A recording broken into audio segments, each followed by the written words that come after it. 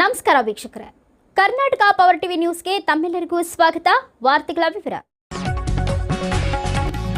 ಭಾರತದ ಇತಿಹಾಸದಲ್ಲಿ ಹಲವಾರು ರಾಜರು ತಮ್ಮ ಪ್ರದೇಶದ ಅಭಿವೃದ್ಧಿಗಾಗಿ, ವಿಸ್ತರಣೆಗಾಗಿ ಹಲವಾರು ರೀತಿಯ ಹೋರಾಟವನ್ನ ಮಾಡಿದ್ದಾರೆ. ಆದರೆ ವಿಶೇಷವಾಗಿ ಮರಾಠ ಜನರನ್ನ ಒಗ್ಗೂಡಿಸುವಲ್ಲಿ, ಜೊತೆಗೆ ಎಲ್ಲಾ ಹಿಂದೂಗಳಲ್ಲಿ ದೇಶಭಕ್ತಿ, ಸ್ವಾಭಿಮಾನ, ಏಕತೆಯನ್ನ ಮೂಡಿಸುವಲ್ಲಿ ಪ್ರಮುಖ ಪಾತ್ರ ವಹಿಸಿದ, ಇತಿಹಾಸದಲ್ಲಿ ಅಪೂರ್ವವಾದ ಸ್ಥಾನವನ್ನ ಪಡೆದ ಜನ್ಮತಾ ಜನನಾಯಕನಾಗಿ ತನ್ನ ವೈಯಕ್ತಿಕ ಶಕ್ತಿ, ಸಾಮರ್ಥ್ಯ, ಪ್ರತಿಭೆಗಳಿಂದ ಛತ್ರಪತಿ ಸ್ಥಾನಕ್ಕೇರಿ ತನ್ನ ಅತ್ಯುನ್ನತಿಯನ್ನ ಕಟಮುಘಲ್ ಸಾಮ್ರಾಜ್ಯಕ್ಕೆ ಪ್ರಬಲ ಶತ್ರುವಾಗಿ ಮಾರ್ಪಟ್ಟು ಮೊಘಲರನ್ನ ಸಂಪೂರ್ಣವಾಗಿ ಸದೆಬಡಿಯಲು ಯಶಸ್ವಿ ಆದಿಯನ್ನ ತುಳಿದಂತ ಮರಾಠರನ್ನ ಒಂದು ಪ್ರಬಲ ರಾಷ್ಟ್ರವನ್ನಾಗಿ ಸಂಘಟಿಸುವಲ್ಲಿ ಅವರಲ್ಲಿ ನವಶಕ್ತಿ ಮತ್ತು ನವ ಚೈತನ್ಯವನ್ನ ಮೂಡಿಸಿದಂತ ಧೈರ್ಯ, ಸಾಹಸ, ಮೌರ್ಯ ಪ್ರತೀಕವೇ ಛತ್ರಪತಿ ಶಿವಾಜಿ ಮಹಾರಾಜರು ಎಂದು ದಿನಾಂಕ 18/2/2026 ರಾಯಚೂರು ತಾಲೂಕಿನ ಸರ್ಕಾರಿ ಪ್ರೌಢಶಾಲೆ ಉಡಮಗಲ್ ಖಾನಾಪುರದಲ್ಲಿ ಛತ್ರಪತಿ ಶಿವಾಜಿ ಮಹಾರಾಜರ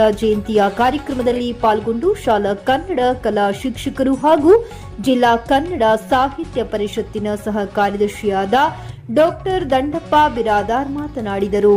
ನಂತರ ಅವರು ಮುಂದುವರೆದು ಮಾತನಾಡುತ್ತಾ, ಜೀಜಾಬಾಯಿ ತಾಯಿಯ ಮಾರ್ಗದರ್ಶನದಲ್ಲಿ ದಾದಾಜಿ ಕೊಂಡ ದೇವ ಇವರ ಸನ್ಮಾರ್ಗದಲ್ಲಿ ಶಿವಾಜಿ ಯುದ್ಧದ ಎಲ್ಲಾ ಕಲೆಗಳನ್ನು ಕರಗತ ಮಾಡಿಕೊಂಡು ಶತ್ರುಗಳನ್ನ ನಾಶ ಮಾಡಲು ಎಲ್ಲಾ ಯುದ್ಧಗಳನ್ನ ಕಲಿತುಕೊಂಡಿದ್ದರು. ಶಿವಾಜಿಯು ತನ್ನ ರಾಜ್ಯದಲ್ಲಿ ಜನರ ಗೌರವ ಮತ್ತು ಮರ್ಯಾದೆಗಳನ್ನ ಕಾಪಾಡಲು ಶ್ರಮಿಸುತ್ತಾ ಮುಸ್ಲಿಮರು ಸೇರಿದಂತೆ ಹೆಂಗಸರು ಮತ್ತು ಮಕ್ಕಳ ಗೌರವವನ್ನ ಕಾಪಾಡಲು ಪ್ರತಿಯೊಬ್ಬರೂ ಎಚ್ಚರಿಕೆ ವಹಿಸಬೇಕು. ಅವರ ಬಗ್ಗೆ ಯಾರೂ ಕೆಟ್ಟ ವರ್ತನೆಯಿಂದ ನಡೆಯಬಾರದೆಂದು ಕಟಾಜ್ಞೆ ಮಾಡಿದ್ದನು. ಮುಸ್ಲಿಮರಿಗೆ ಗೌರವ ತೋರಿಸುತ್ತಿದ್ದು ಶಿವಾಜಿಯವರ ಧರ್ಮ, ಸಹಿಷ್ಣುತೆ, ನೀತಿಗೆ ಒಂದು ಉದಾಹರಣೆಯಾಗಿದೆ ಎಂದು ಡಾಕ್ಟರ್ ಬಿರಾದಾರ್ ಹೇಳಿದರು. ಮುಖ್ಯ ಗುರುಗಳಾದ ವೀರೇಶ್ ಅಂಗಡಿ ಕಾರ್ಯಕ್ರಮದ ಕುರಿತು ಮಾತನಾಡುತ್ತಾ, ಶಿವಾಜಿ ಮಹಾರಾಜರು ಅವರ ತಂದೆ ತಾಯಿಗಳಿಂದ ಪಡೆದ ಮಾರ್ಗದರ್ಶನ, ಗುರುಗಳು ತೋರಿಸಿಕೊಟ್ಟ ಹಾದಿಯಲ್ಲಿ ನಡೆದು ತನ್ನ ಸಾಹಸವನ್ನ ಕಾರ್ಯದಿಂದ ಇತಿಹಾಸದಲ್ಲಿ ಪ್ರಸಿದ್ಧಿ ರಾಜರಾಗಿದ್ದಾರೆ ಎಂದು ಹೇಳಿದರು. ಈ ಸಂದರ್ಭದಲ್ಲಿ ಶಾಲಾ ಶಿಕ್ಷಕರಾದ ಶ್ರೀಮತಿ ನಫೀಸ್, ಸಂಜುಮಾ, ವೀಣಾ ಕುಲಕರ್ಣಿ, ಸಾವಿತ್ರಿ, ಶಿವಲೀಲಾ, ಅನಿತಾ ಎನ್, ಪಾಂಡುರಂಗ ದೇಸಾಯಿ, ಸರಸ್ವತಿ ಸೇರಿದಂತೆ ಇನ್ನಿತರರು ಉಪಸ್ಥಿತರಿದ್ದರು. ಶಾಲಾ ಸಿಬ್ಬಂದಿ ನೀಲಕಂಠ ಕಾರ್ಯಕ್ರಮ ಆಯೋಜನೆಯಲ್ಲಿ ಸಹಕರಿಸಿದರು. ಛತ್ರಪತಿ ಶಿವಾಜಿ ಮಹಾರಾಜ ಜಯಂತಿಯ ಕಾರ್ಯಕ್ರಮವನ್ನ ಆಚರಣೆ ಮಾಡ್ತಾ ಇದ್ದೇವೆ.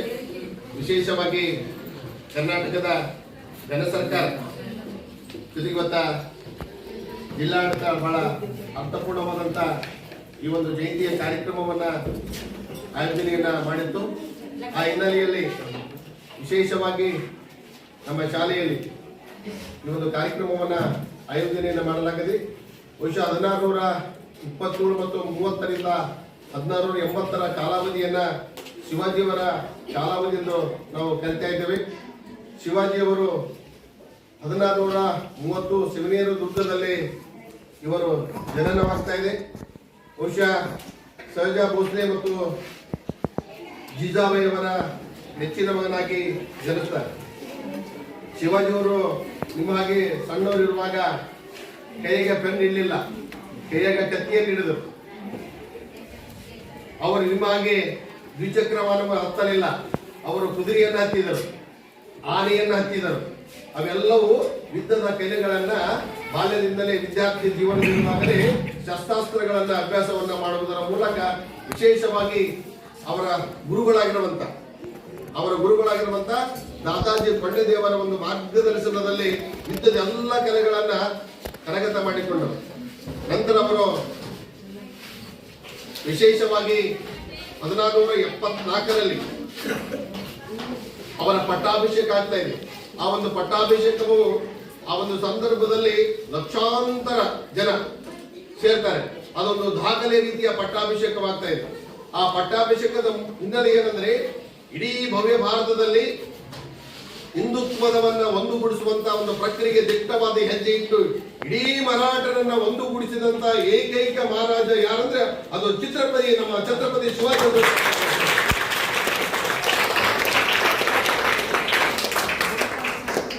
ಅದಕ್ಕೆ ಹೇಳ್ತಾರೆ ಅವರು, ನಿಮ್ಮ ಸಾಧನೆಗೆ, ನಿಮ್ಮ ಈ ಒಂದು ಛಲಕ್ಕೆ ನಿಮ್ಮ ಈ ಒಂದು ಕಾಯಕಕ್ಕೆ, ನಿಮ್ಮ ಈ ಒಂದು ಕೆಲಸಕ್ಕೆ ಯಾರು ಕಾರಣಕರ್ತ ಅಂತ ಶಿವಾಜಿಯನ್ನ ಪ್ರಶ್ನೆ ಮಾಡಿದ್ರೆ ಹೇಳ್ತಾರೆ ಅವರು, ನನ್ನ ಈ ಬೆಳವಣಿಗೆಗೆ ನನ್ನ ತಾಯಿಯಾದಂತ ಜೀಜಾಬಾಯಿ, ನನ್ನ ಗುರುಗಳಾದಂತ ದಾದಾಜಿ ಕೊಂಡದೇವ್ ಅಂತ ಹೇಳುವುದರ ಮೂಲಕ ತಾಯಿಯ ಮೇಲೆ ಮತ್ತು ಗುರುಗಳ ಮೇಲೆ ಅಭಿಮಾನವನ್ನು ಇಟ್ಟುಕೊಂಡಂತ ವ್ಯಕ್ತಿ ಅಂದ್ರೆ ಅದು ನಮ್ಮ ಶಿವಾಜಿ ಮಹಾರಾಜ.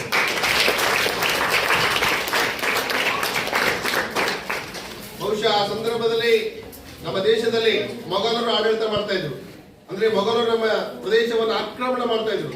ಆದ್ರೆ ಇಡೀ ಮೊಘಲರು ಆ ಸಂದರ್ಭದಲ್ಲಿ ಮರಾಠ ರಾಜ್ಯ ಸೇರಿದಂತೆ ಯಾವುದೇ ಪ್ರದೇಶದಲ್ಲಿ ಆಕ್ರಮಣವನ್ನು ತಡೆಗಟ್ಟಿ ಅವರಿಗೆ ಉತ್ತರಕ್ಕೆ ಉತ್ತರವನ್ನು ಕೊಟ್ಟು, ಪ್ರಶ್ನೆಗೆ ಪ್ರಶ್ನೆ ಅಲ್ಲ, ಅವರ ಉತ್ತರಕ್ಕೆ ಉತ್ತರವನ್ನು ಕೊಟ್ಟು ದಿಟ್ಟವಾದ ಒಂದು ಹಿಂದೂ ಸಾಮ್ರಾಜ್ಯವನ್ನು ಸ್ಥಾಪನೆ ಮಾಡುವುದರ ಮೂಲಕ ಇಡೀ ಒಂದು ಭಾರತದಲ್ಲಿ ಭಾರತಾಂಬೆಯ ಸ್ವಾತಂತ್ರ್ಯದ ಅಭಿಮಾನದ ಕಿಚ್ಚನ್ನ ಜೊತೆಗೆ ಸಾಮ್ರಾಜ್ಯದ ಕಿಚ್ಚನ್ನ ಹಚ್ಚಿದಂತ ವ್ಯಕ್ತಿ ನಮ್ಮ ಶಿವಾಜಿ ಮಹಾರಾಜರು. ಆ ಮಹಾರಾಜರ ಬದುಕು ಹೆಂಗಿತ್ತಪ್ಪ ಅಂದ್ರೆ ಬಹಳ ಇದಿದ್ರು ಅವರು. ಒಂದು ಸಲ ಅವರನ್ನ ಜೈಲಿಗೆ ಹಾಕಿರ್ತಾರೆ. ಆ ಜೈಲಿನಿಂದ ಹೊರಗೆ ಬರಬೇಕಾದ್ರೆ ಅವರು ಆ ವೇಷವನ್ನ ಬದಲಾಯಿಸಿಕೊಂಡು ಒಬ್ಬ ಹೆಣ್ಣು ಮಗಳ ಸಾಯದ ಮೂಲಕ ಹೊರಗೆ ಬರ್ತಾರೆ. ಯಾಕೆ ಮೊಘಲರವರ ಒಂದು ಉದ್ದೇಶ, ಈ ಶಿವಾಜಿಯನ್ನ ಸೆದೆ ಬಡಿದರೆ ಮರಾಠರು ಸಂಪೂರ್ಣವಾಗಿ ಛಿದ್ರವಾಗ್ತಾರೆ, ಆಗ ಸುತ್ತಮುತ್ತಲ ಎಲ್ಲ ರಾಜರು ನಮಗೆ ಶರಣಾಗತರು ಎಂಬ ಪರಿಕಲ್ಪನೆ ಇಟ್ಟುಕೊಂಡವರು ಮೊಘಲರು. ಆದರೆ ಶಿವಾಜಿ ಮಹಾರಾಜ ಬಹಳ ಧೈರ್ಯವಂತ, ಬಹಳ ಸಾಹಸವಂತ, ಬಹಳ ಬುದ್ಧಿವಂತ, ಅಷ್ಟೇ ಚಾಣಾಕ್ಷ ವ್ಯಕ್ತಿ. ಆಗ ಮೊಘಲರೊಬ್ಬ ದೊರೆ ಹೀಗೆ ಅಗೌರವವನ್ನು ತೋರಲಿಲ್ಲ. ತನ್ನ ಜೀವನ ಪರ್ಯಂತವರೆಗೂ ತಂದೆ, ತಾಯಿ, ಗುರುಗಳು ಮತ್ತು ಮಕ್ಕಳ ಮೇಲೆ ಅಪಾರವಾದ ಭಕ್ತಿ ಶ್ರದ್ಧೆಯನ್ನಿಟ್ಟುಕೊಂಡು ಉತ್ತಮವಾದ ಆಡಳಿತ ಮಾಡಿ ಇವತ್ತ ಭವ್ಯ ಭಾರತದ ಇತಿಹಾಸದಲ್ಲಿ ತನ್ನ ಹೆಸರನ್ನ ಚಿರಸ್ಥಾಯಿಗೆ ಮಾಡಿಕೊಂಡಂತ ಮಹಾನ್ ವ್ಯಕ್ತಿ ಮಹಾರಾಜ ಛತ್ರಪತಿ ಶಿವಾಜಿ ಮಹಾರಾಜರೇ ತಪ್ಪಾಗಲಿಕ್ಕಿಲ್ಲ ಎನ್ನುವಂತ ಮಾತನ್ನು ಹೇಳಿ ಅವರ ಯುದ್ಧಗಳು ಬಹಳಷ್ಟು ಅದಾವ. ಹೇಗೆ ಯುದ್ಧ ಮಾಡಿದ್ರು, ಯಾವ ರೀತಿ ಯುದ್ಧ ಮಾಡಿದ್ರು, ಯಾವ ರೀತಿ ಚಾಣಾಕ್ಷರ ಉಪಯೋಗ ಮಾಡಿದ್ರು, ಆ ಯುದ್ಧವನ್ನು ಗೆಲ್ಲಬೇಕಾದ ಎಂತ ಗೆದ್ದಲಿಗಳ ಕಲೆಯನ್ನ ಕಲ್ತುಕೊಂಡ್ರು, ಯುದ್ಧವನ್ನ ಕರಗತ ಮಾಡಿಕೊಂಡ ಮೇಲೆ ಆ ವ್ಯಕ್ತಿಗಳನ್ನ, ಸೈನ್ಯವನ್ನ, ಜೊತೆಗೆ ಆ ಸೈನ್ಯವನ್ನ ಬಲಾಢ್ಯ ಮಾಡಲು ಒಂಟಿಗಳನ್ನ, ಆನೆಗಳನ್ನ ಯಾವ ರೀತಿಯಾಗಿ ಬಳಸಿಕೊಂಡು ಮೊಘಲರ ಸೆದೆ ಬಿಡಲು ಬಹಳಷ್ಟು ಯುದ್ಧಗಳನ್ನು ಮಾಡಿ ಇವತ್ತ ಭಾರತದಲ್ಲಿ ತನ್ನ ಹಿಂದೂ ಸಾಮ್ರಾಜ್ಯ ಅಥವಾ ಮರಾಠ ಸಾಮ್ರಾಜ್ಯವನ್ನ ಗಟ್ಟಿಗೊಳಿಸಿದಂತ ಮಹಾನ್ ವ್ಯಕ್ತಿ ಮಹಾರಾಜ ಛತ್ರಪತಿ ಶಿವಾಜಿಯವರ ಜೀವನ ಮತ್ತು ಸಾಧನೆಗಳನ್ನು ಕುರಿತು ಒಂದೆರಡು ವಿಷಯಗಳನ್ನು ಹಂಚಿಕೊಳ್ಳಲು ಅವಕಾಶ ಮಾಡಿಕೊಟ್ಟಿರುವಂತಹ ಮುಖ್ಯ ಗುರುಗಳಿಗೂ ಸಕಲ ಶಿಕ್ಷಕರಿಗೂ ಅತ್ಯಂತ ನನ್ನ ಮಾತುಗಳಿಂದ ಶಾಂತಿ ರೀತಿಯಿಂದ ಕೇಳಿದಂತ ಎಲ್ಲ ವಿದ್ಯಾರ್ಥಿಗಳಿಗೂ ಆತ್ಮೀಯವಾದ ವಂದನೆ ಮತ್ತು ಅಭಿನಂದನೆ ಸಲ್ಲಿಸಿ ನನ್ನ ಮಾತು ವಿರಾಮ ಮಾಡ್ತೇನೆ.